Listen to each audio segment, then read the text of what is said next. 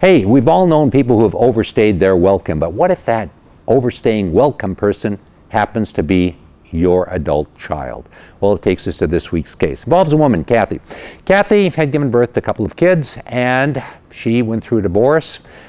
Well, her older child, 27 years of age, was having a little trouble getting his life together. He'd graduated from college. He thought, well, I'll take a shot at forming a band. Did that for a while. Didn't really work out terribly well for him.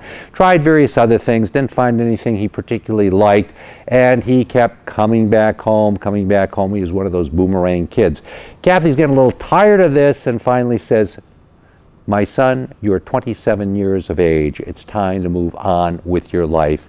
And I want to move on with my life. It's time for you to leave. Well, what can Cathy do? What can Cathy do? Well, under the law, she can always be nice. She can try and basically reason with her son and tell him, it's time to move on, buddy. It's just time to move on. But what happens if he has no inclination to do that and keeps showing up at 10 a.m. every morning for breakfast?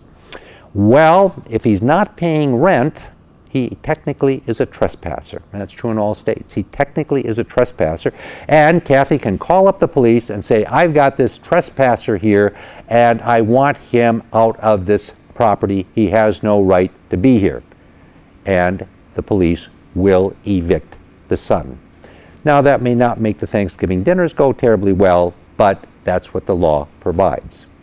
If, however, Cathy were having a relationship with her son in which he was paying rent, and a lot of families have this, where an adult child is working part-time or maybe even full-time and paying rent to their parents, if the parents are receiving rent for renting out the room that their child is staying in, now we've got a different ball game, and the parents are going to have to go through the normal eviction process.